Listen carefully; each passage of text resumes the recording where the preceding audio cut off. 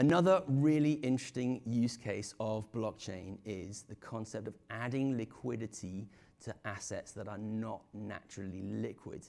This is a really big thing in blockchain space right now. It's called real-world assets, or RWA, right? And at the very high level, the way you can think of it is, imagine you buy a house, right? And a house costs you a lot of money, right? And all that money is locked away, right? There's nothing you can do with it, right? Maybe you've got a mortgage and all that kind of stuff, which even locks it away even further. But let's imagine you just buy a house for cash, and that money is just stuck there. And the most you can do is kind of rent it out, right? You can rent out some rooms. That's the most liquid thing you can do with a house is rent it out, yeah?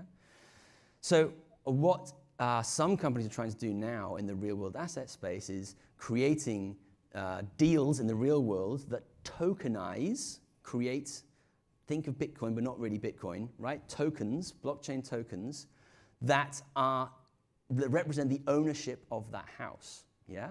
And suddenly then you can fractionalize that ownership. Rather than having one house, you can have 1 million tokens that represent the ownership of that house.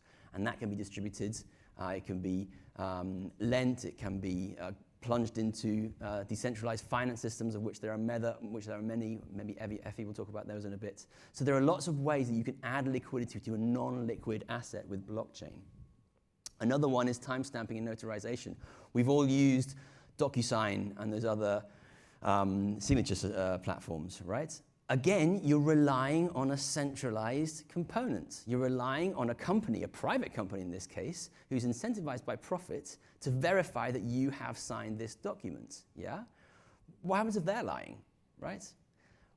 Blockchain is a natural solution for timestamping and notarizing data or any sort of document in a way that can guarantee that a certain person signed this at a certain time.